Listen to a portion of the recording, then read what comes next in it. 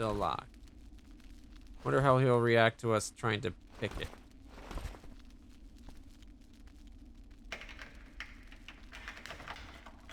It's too complicated for me.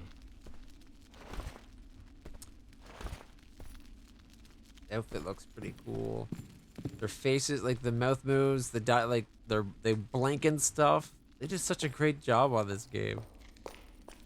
And the mod really, like, the mod smoothed over some of the jagged edges of it being an older game. But it's just the base game is so well done.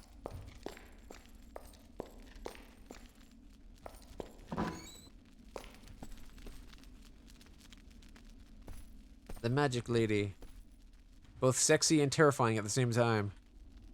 Sister Shinkash. Wouldn't you have drawn this pentagram in blood? Anyone who knows anything about the magic arts would know that this symbol protects us from the demon.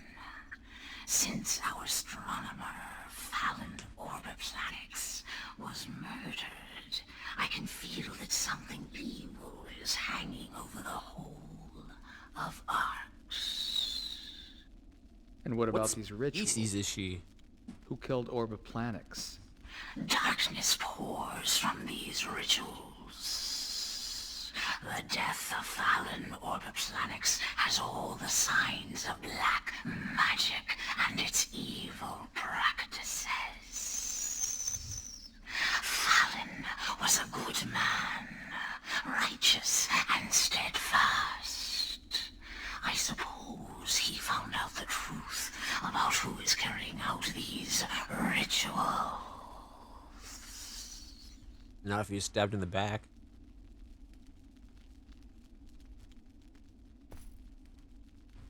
The Order of Eternium. We can actually read them this time. Oh. Very little is known about the Sisters of Eternium, even the origins of these creatures, half woman, half snake. It's not known to us. In some places, their skin is covered in scales. Are they some kind of race that dates from ancient times, or are they simply women who are victims of some form of mutation? Nobody but they could reveal the answer to the mystery. They seem to worship a snake god, but we know nothing about this god, and all the secrets about his cult are justly guarded by the Sisterhood. Maybe it should be her cult instead of his? Anyway, we imagine that this god gave them their magic powers, but as with all the other information we have about the Order, we cannot be sure. Certain legends claim that it is the worship of the god that is responsible not only for their magic powers, but also for the transformation into snakes. There is, however, no proof for this. Since Arx's sun went into decline, the members of the Sisterhood have been the greatest allies humans have ever had.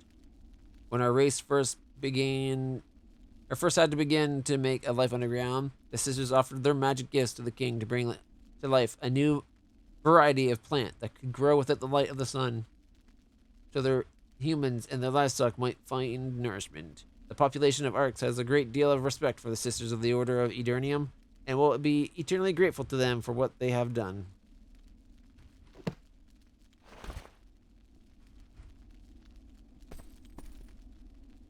The Guild of Travelers. First institution created after the death of Arx's son. Its origins stem from a handful of die-hard survivors who do not want to join the rest of the population underground. These rare survivors developed techniques for resisting the cold by ingesting alchemical drugs. They built their own shelters from ice and bred dogs which were also able to resist the cold. They were joined by the other men and women who were not afraid of the cold and who also wanted to venture out to other cities. Oh, so travelers are just Canadians. Okay, gotcha. Out of these journeys were born the Guild of Travelers, which is now the only remaining means of communication between the underground cities. They are always well respected and eagerly welcomed, for they are the only people to bring news from outside.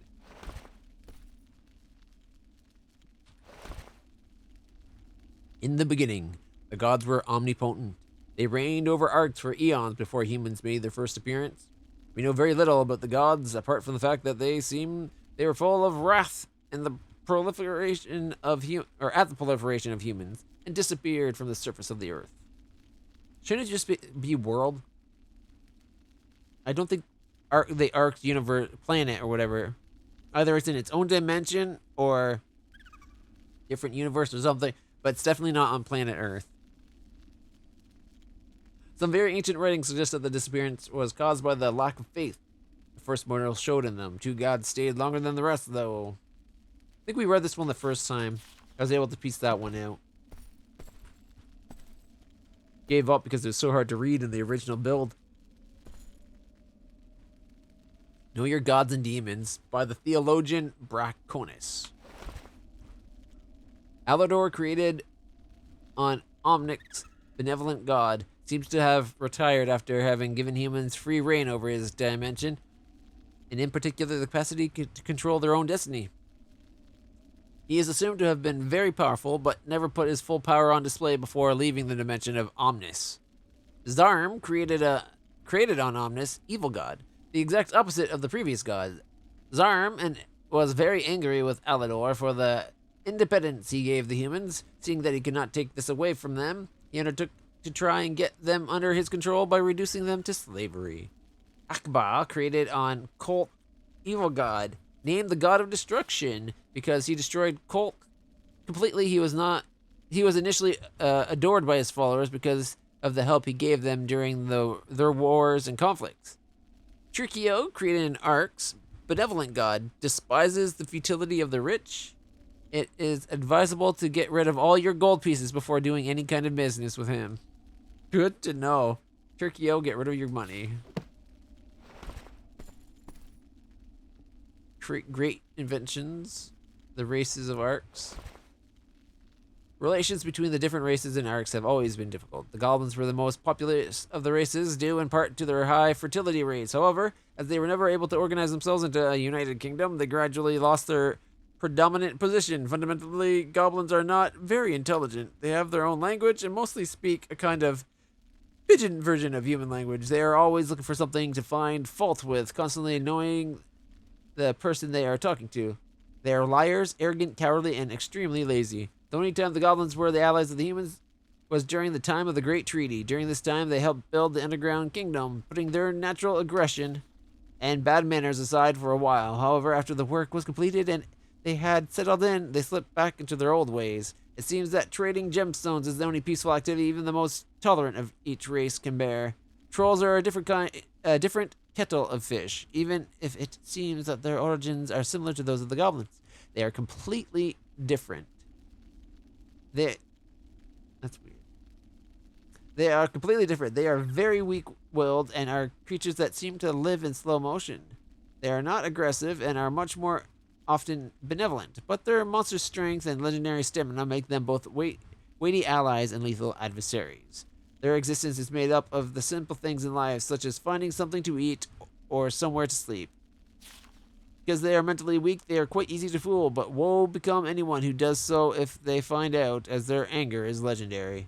The Ratmen have always preferred to have very little contact with other races. They communicate in signs rather than in words, sometimes adding in cooing sounds. Ratmen are extremely agile and thus are formidable adversaries in combat. Some of them are the biggest killers in Arx. They are very subtle and extremely swift. They often use poisoned weapons. They lived underground in the city's sewers when humans still lived above ground. Feeding off waste products and excrement seems to suit them very well. They literally eat shit. That's fun. That's gotta be just like the human racism and arrogance coming through, right? Feeding off till now, the few run-ins we have had with the Ratmen have been brief but bloody. They made occasional forays into human cities to rifle through garbage bins looking for food and rudimentary tools. Since they have been hidden underground in the fortress of Arx, they have slowly lost all contact with all the other races and move around with exemplary discretion. The Wars have a passion for anything mechanical, for craftsmanship, and anything to do with engineering. They are also the best blacksmiths in the world. They have lived in the underground fortress well before all the other races took residence there. They are the only ones who know how to build mines and exploit them properly, and they often sell the products they mine to humans. They have always had an appalling relationship with goblins and waged numerous wars upon them, trying to eliminate them completely. They're going to like us. One of their largest mines was chosen as a refuge and the site of the new city of Arx. They also helped build the basic infrastructures on site and undertook many jobs there, apart from those on the goblin level. As they were already used to living in the depths, they moved further underground and continued to exploit their mines. The origin of the Sisters of Eternium is a mystery. They look like hybrids between women and snakes. Their skin is covered in scales. There seems to be no males in the race, and we know nothing about how they reproduce. They are very gifted in the use of magic, making them the best magicians in Arx. According to the certain legends, they were involved in the very origins of magic. They have always been very close to the human race, helping them at every difficult stage of their development. During their migration, the sisters promised to help the king of the humans and created underground plants to feed the inhabitants and their livestock. Very little is known about dragons, however. Scholars have noticed that since there are 4,815 scales on every specimen studied. 4,815. That might be the password for that one lock. We're going to go try it out. 4815.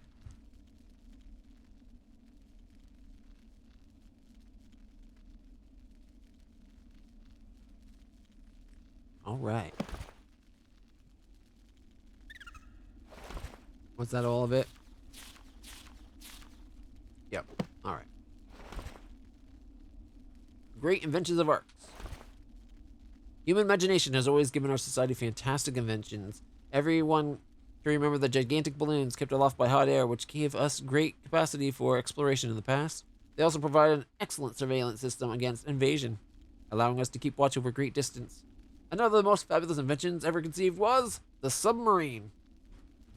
Wait, they had submarines in this universe? This marvelous construction brought us a new means for fighting off pirates and goblin fleets. This gave us naval supremacy during the dark years of chaos and despair. Lord Marco, creator of this priceless invention, is one of the most celebrated heroes in the whole of Arx, but the greatest human invention is undoubtedly the underground kingdom of Arx itself.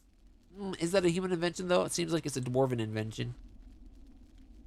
Perhaps it's not so much an invention as the conversion of an existing structure. Its origins are that of an old dwarf mine with a particularly effective ventilation system. Already a splendid structure, it has become even more impressive thanks to the way humans have organized it. The old mine became a truly autonomous world using all available space. Each known race was granted a level in accordance with the treaty signed in the year 217. This kingdom is a living demonstration of what human determination can achieve. The arrogance of these human bastards.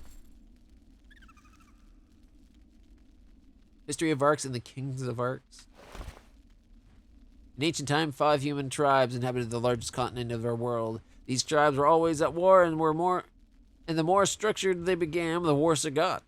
After years of war and a buildup of hatred, a man by the name of Fatalis came and succeeded in uniting the different groups. He became the first king of the humans.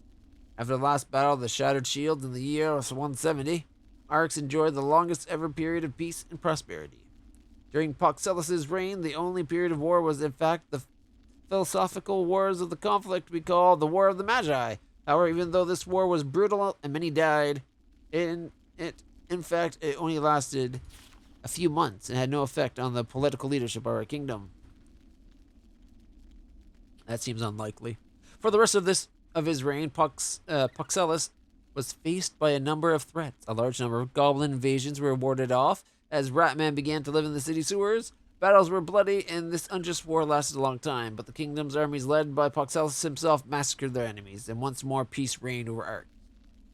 The exploration of the oceans began. Many strong boats put out to sea on the oceans to seek new lands and new treasures. In 216, a meteor fell to Earth. In our world,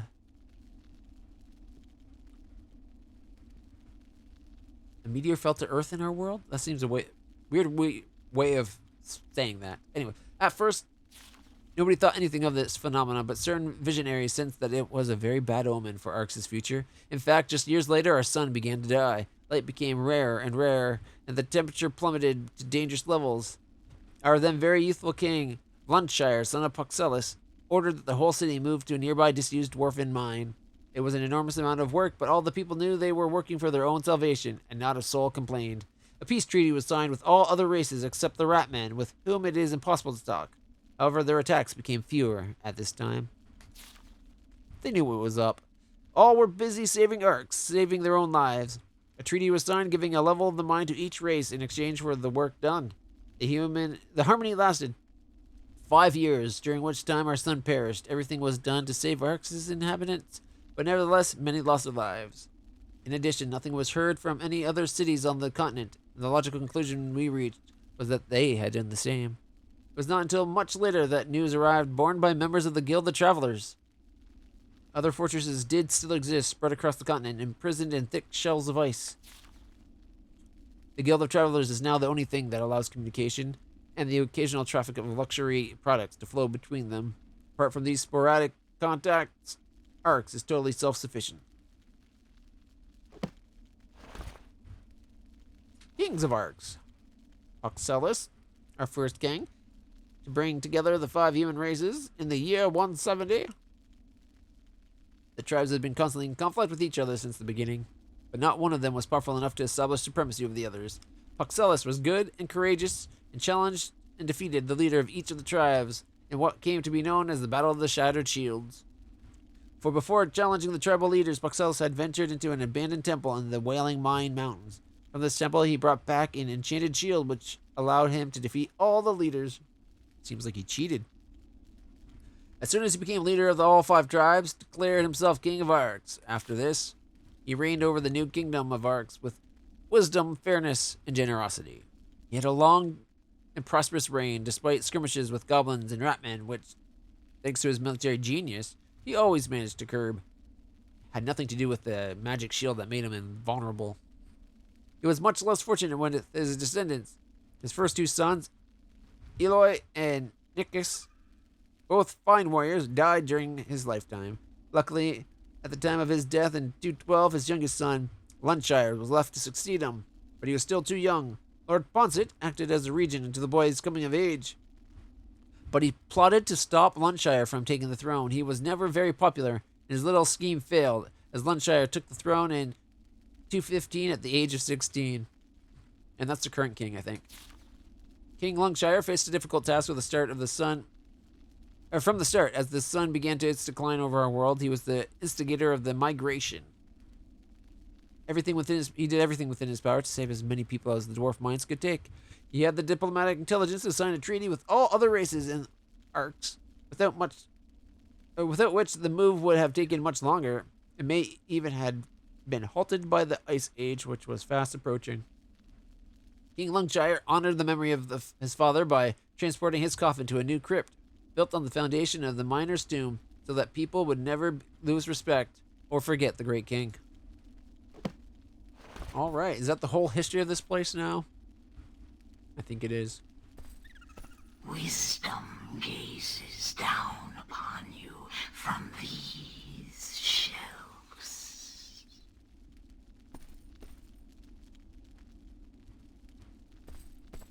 Most seem to have nothing interesting.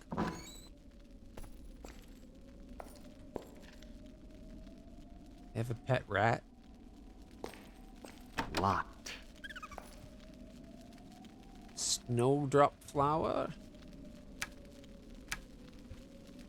Magical potions. Here we go. Making your own potion is both easy and straightforward. All it takes is meticulousness and patience. First, you must find an empty bottle. Next, you need the reagent specific to each potion. When you have this, crush it into a fine powder and a pestle and mortar, and then put it on an empty vial. Heat the mixture with a still, then the potion is ready. The following is a list of known and recognized reagents. For mana potions, use powdered lily, blue powder. For effective antidotes, poison, use medicinal herbs, purple powder. For an invisibility potion, use powdered snowdrop flower. For poison, use ferns, green powder. And for healing potions, use powdered water lily, orange powder. So the only thing we have to do now is put them on a still. The wiggliness of that makes me think that is actually a gel, like a the cubic slimes. You know what I mean? Oh, a door.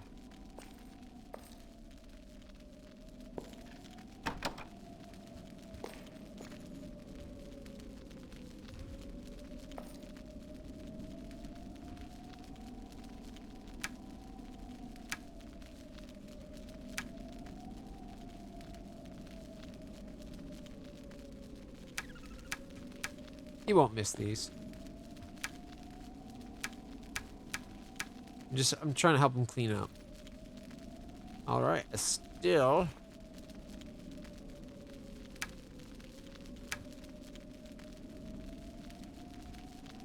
All right, let's see.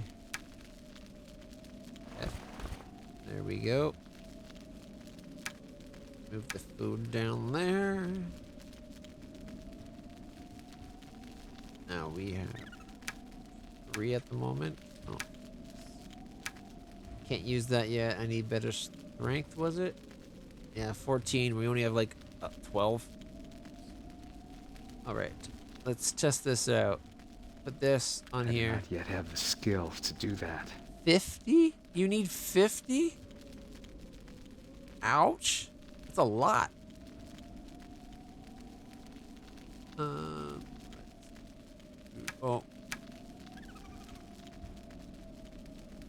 I guess we can't combine those.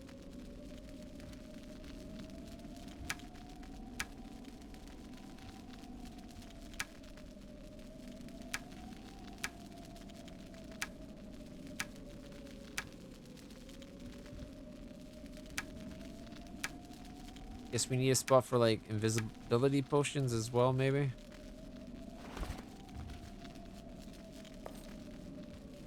They make it sound like it's so easy, but you need lots of skills apparently. I do not yet have the skill to do that. 40 for antidote. I feel like I might regret this.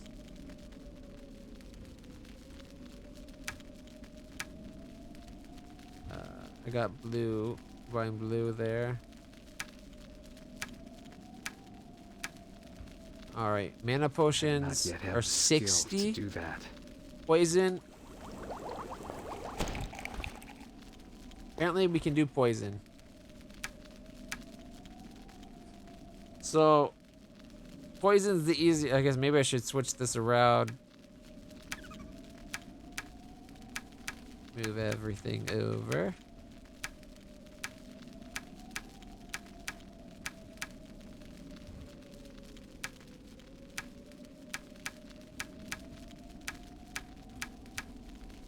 Like so. All right. And it's what, 40, 50, 60, was it? I do not yet have the skill 40. to do that. What's my current skill at the moment? 34? Yeah. All right. Not too far off, I guess, for the next one. I would think poison would be the one you'd have to be most worried of. One of the more worried, like, you need more skill because it's easier to screw up and poison yourself. Apparently not. 30, 40. I wonder how much we need for the,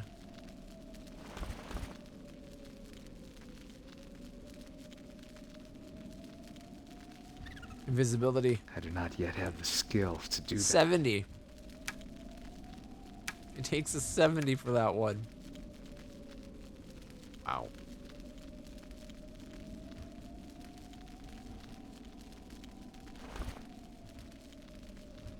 I am Felnor, alchemist of the kingdom, and friend of the late Fallon Orbiplanix. Someone thinks highly of him. Orbiplanix. Fallon was our astronomer. He died a few days ago. I think he was about to bring to light a terrible plan, but he never got time to say more about it. I'm investigating the rituals and the death of Fallon Orbiplanix. All I can tell you is that these two things are linked. I have here a note that Fallon gave me the day he died, in case anything happened to him. I never really understood what it meant. Maybe you will understand. Ooh. Map updated.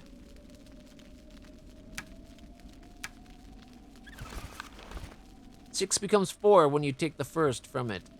The first multiplied by the second makes the last. And the last multiplied by the first makes 16.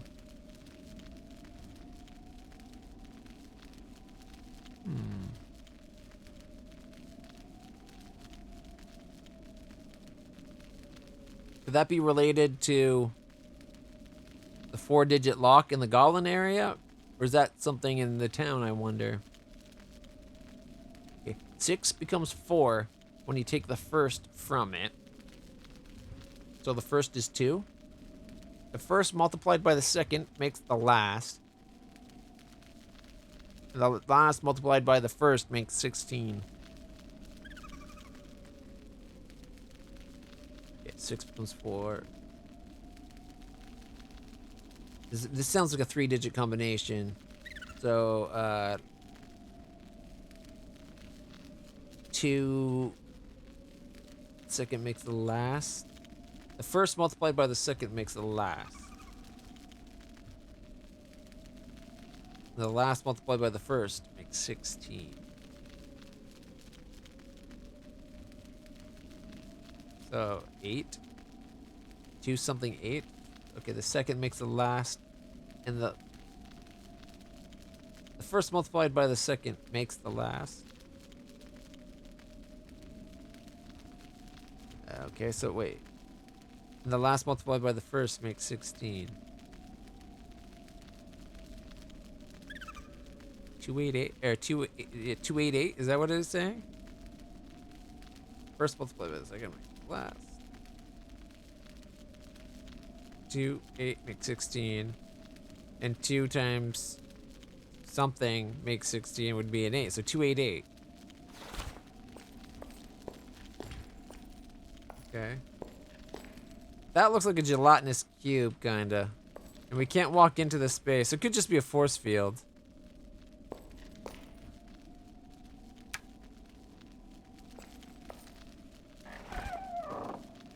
Oh, look. More powders. Do I actually care about having these powders? I'm thinking I don't care right now. Okay, can we put you there, maybe?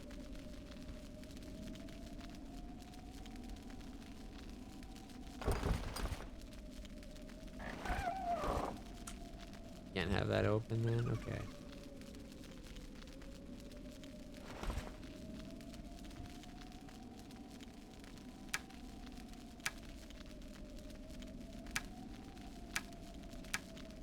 Keep 1.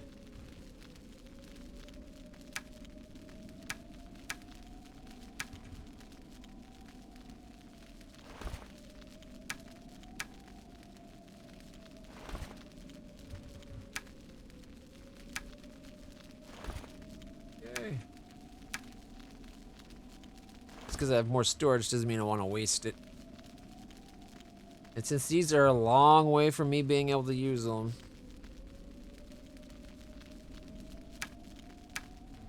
I'm going to temporarily store them here as well. Oh, look, a gold key. Hey, USA for the win! Welcome, welcome. Is this... Nice, we got more magic. Yeah! We're getting some runes. Vista. Mega. Car. Cetrius. And Yoke. Yoke looks like something we already have. But... Vista. Mega. Tar. Cetrius. And Yoke.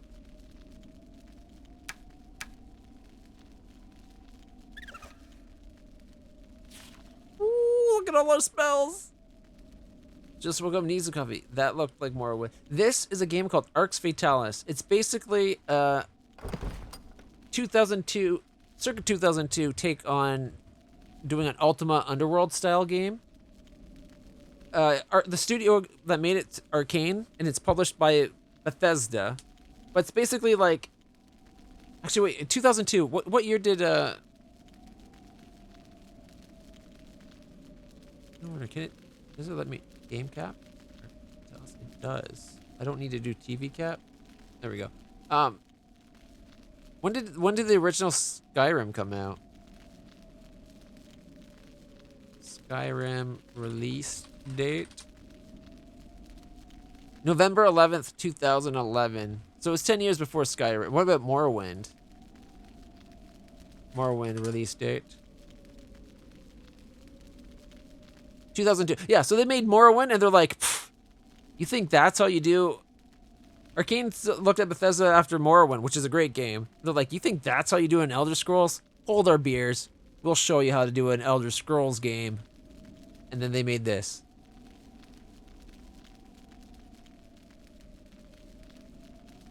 Initial release date for Morrowind was 2002, and this came out in 2002.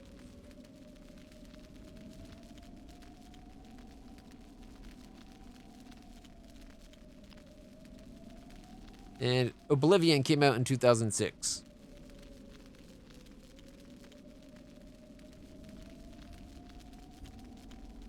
Either way, it's a really good game so far. The controls are a bit wonky, but this is actually running at 1080p, which if you have Game Pass, you can actually play it. But there is a mod that I just found out about that I really recommend called Arx Libertatis. Did I loot this all?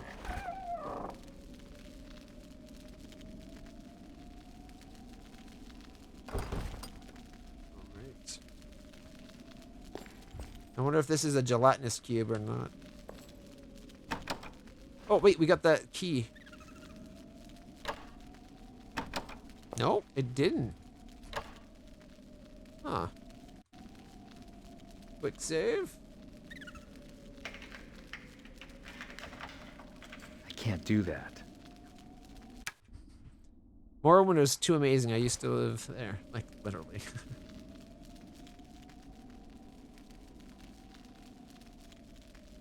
I played a crap ton of Daggerfall. Never beat it, because I always just wandered off and did my own thing, explored the world. Loved it. Morrowind came out, I played a little bit, and I don't know, it didn't hook me like some of the games I was playing, but at that time I was starting to pull away from RPGs and go more RTS and other style games. And I got Oblivion. I played a bunch of Oblivion on my PS3, but again, never beat it just because, I don't know, I didn't feel it was that as good as Daggerfall. And then when Skyrim, I played the crap out of Skyrim and beat it a ton and everything. Not all the DLC though. I haven't done any of the DLC content for Skyrim. It's on my to-do list.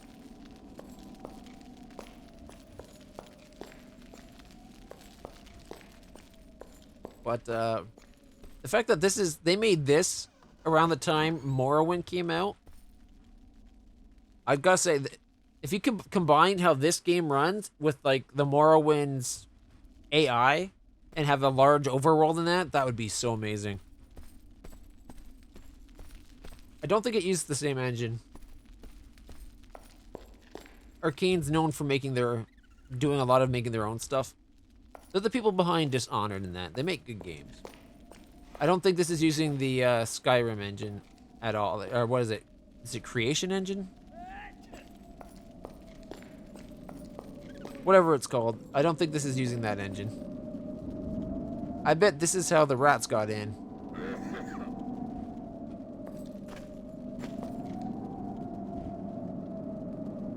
Oh.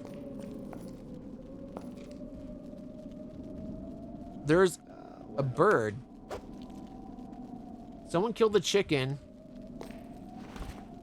and wrote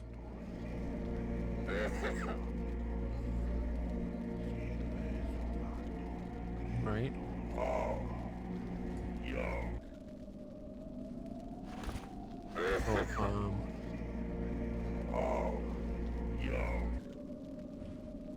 That was me casting spells, by the way.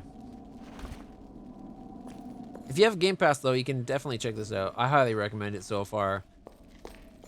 It's not actually part of the Elder Scrolls. As much as I think it's, in my mind, I think it's kind of like Arcane showing Bethesda how to do an Elder Scrolls game, right? It's just them making a new Ultima Underworld, but then they couldn't get the licensing. Must have been that. Aha. War, eh? Was it 2 or 3? 3. La di da da da da. I think she's crazy.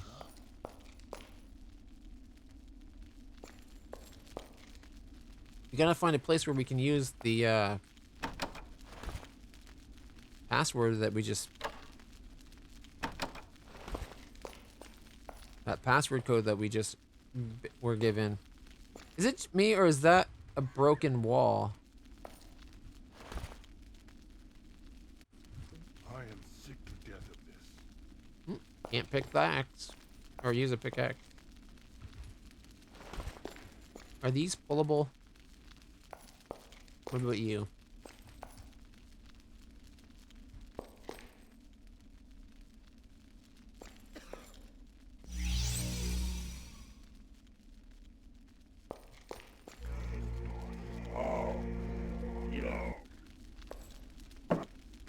Council room.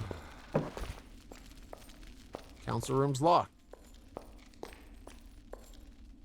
I'm not paid to stand and chat. Actually, you kinda are.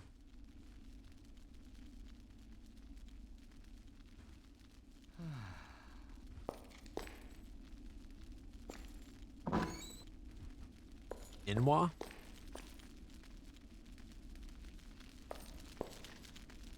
What's that mean?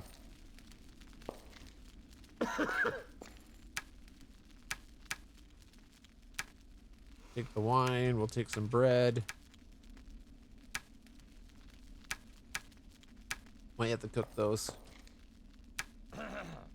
Ooh, we got cheese.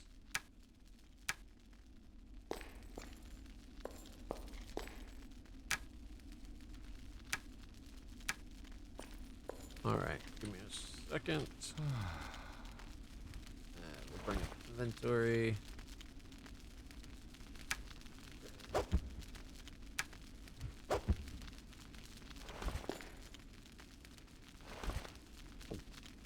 I think that's already cooked. This one. Oh, yep, that's cooking. You can hear it.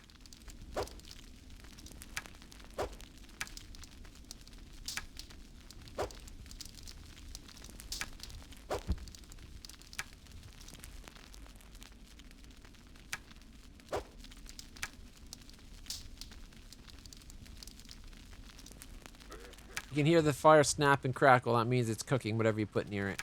The youth? Who the hell are they?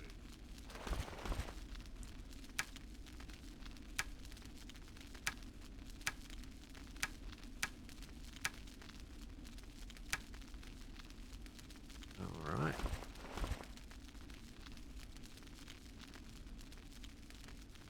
We're right there.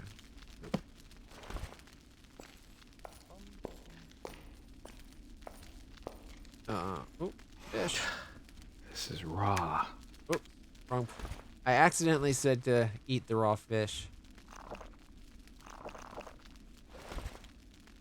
Alright, let's cook the fish.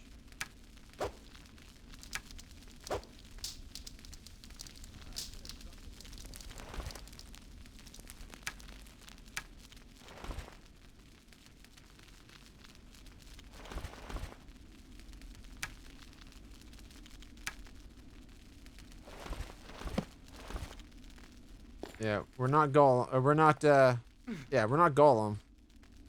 Oh, what have we here? Poison projection.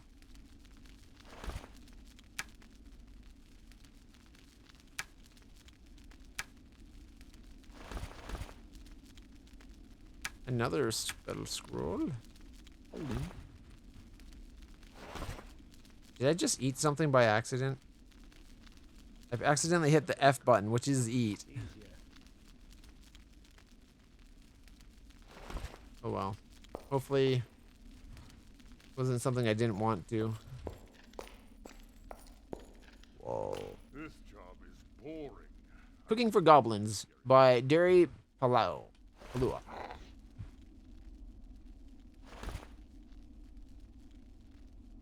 Mix sugar and flour, add the required amount of water, knead the dough until it's of an even consistency. When When that's been done, put it in the oven, taking care not to burn it. Once it's cooked, take a chicken's egg and mix in the white and the yolk. Spread this mixture on your cake and put it back in the oven for a minute or so.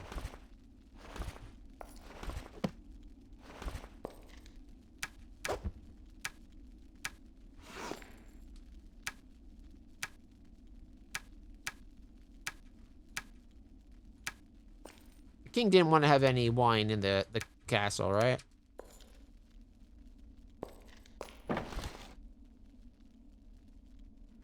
One more day.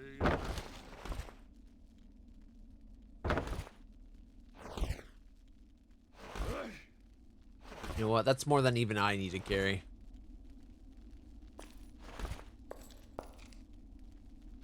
You know, I had to come through here and clean out the pantry because there was rats, and we don't want rats getting in anything.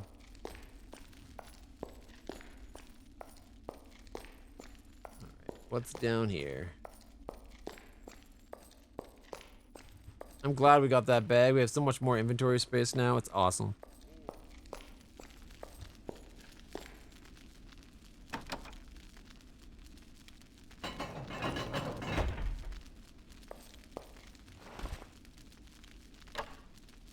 This feels like the door that the rat went in and teleported out of. This looks a lot like that trailer bit. He runs along that wall and then down this way. And then there's a gate with a guy at it. Then he turns here, goes through, right on the floor, and then does the backflip and teleports out. Oh, I know what I forgot.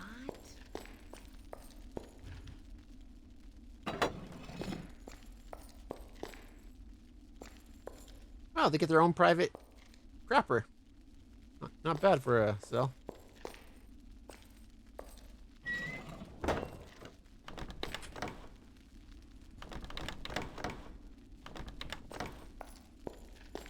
Seems secure.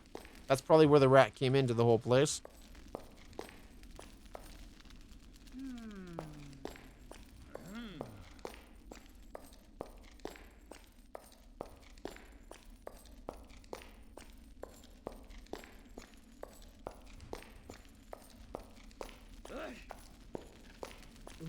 I'm a little annoyed that we can't get into the council room.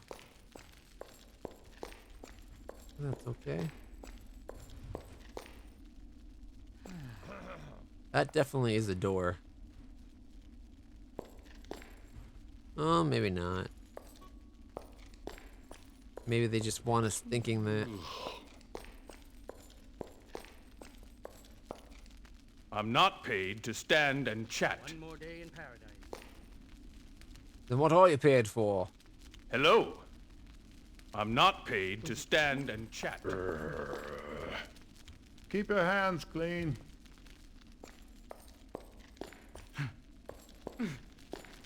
Alright, let's leave the castle for a moment.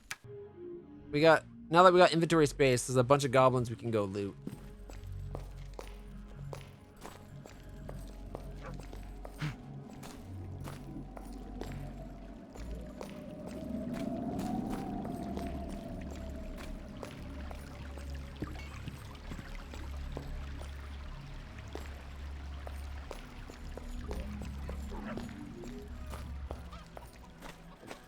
Teleport there.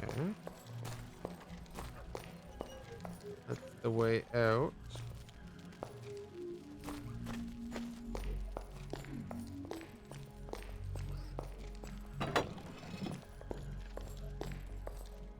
Do you have anything to tell me about the rituals? I have already told you everything I know, Amshagar. Actually, I don't think you had. Do you have anything to tell me about the rituals? No, Amshagar. I can't tell you anything you don't already know.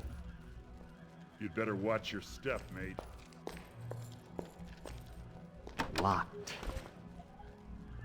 I'm sick of eating troll food. Locked. Wait, a two-handed sword?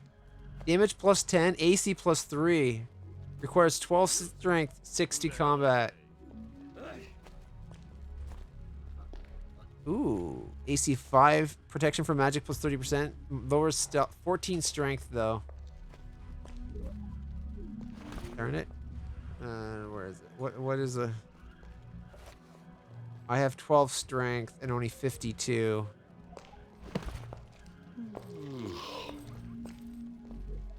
+5, +5.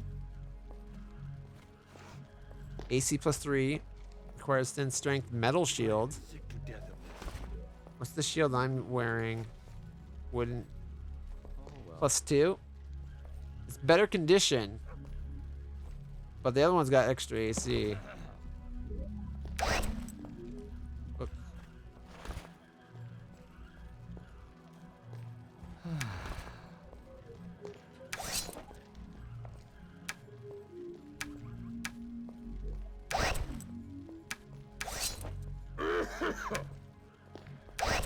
There we go.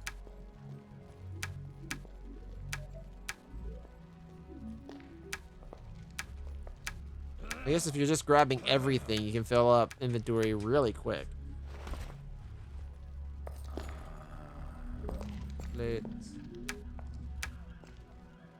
Any hidden keys? No. All right.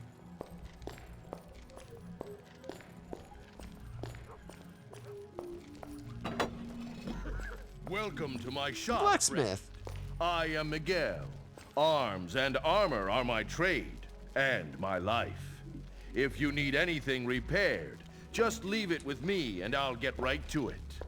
How are you, my friend? Good? Good. Well, have a look around and tell me if something catches your eye.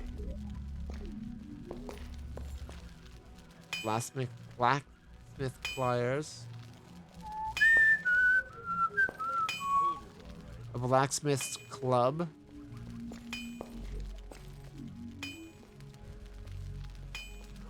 Hey, look, the blade of a sword. Blacksmith hammer. Blade of a sword. An axe. Alright, let's see what he's got. He's got Cyprian longsword of force. 962. Damage is +7. Strength +1. Con +1. AC +1. Requires 10 strength and 40. We could use that if I had more money. A long sword is 481. Okay. A mithril helmet is 1,000. Some arrows. A bow.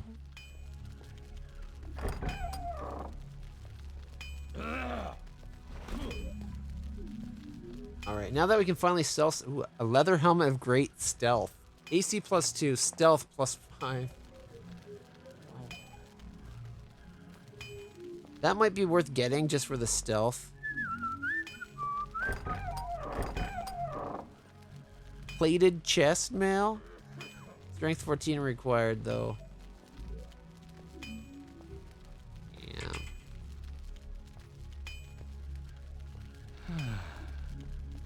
I need to take my meds.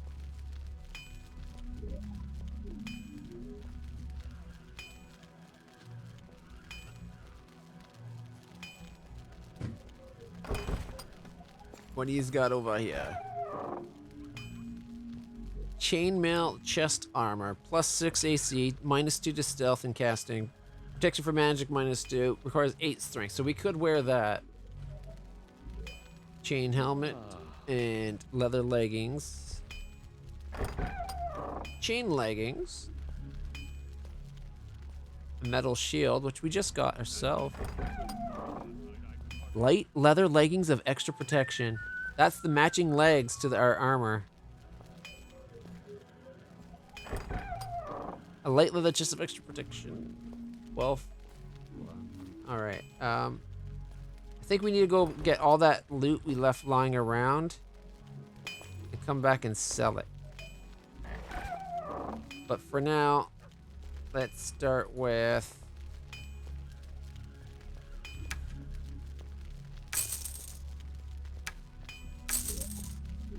Now I remember. A wooden shield, AC +2. I guess we can sell that. Gets us up to 1,093. We could buy the badass sword. +7 damage, +1 strength and con, and AC. Is it a one-hander? The long sword, so it should be. And the benefit of that would be, we'd go, like right now, we're only +6. It's a cool looking saber though.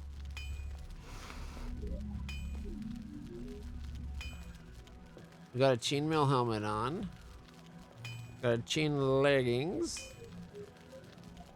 Got the light leather chest of extra protection in the metal shield. The shield is getting a little low on repair, but he won't buy the metal from us. Just weapons. Plated helmet, AC +7, requires 14 strength. I kind of don't want to sell this because we might get to the point where we can actually use that. He won't buy a pickaxe from us. We only need 1 pickaxe. I guess it doesn't matter if it stacks. Weight doesn't seem to be an issue most of the time. Alright, so we got those weapons in our room we could go pick up. And from the goblin. Oh well. He said just leave it with them for repairs.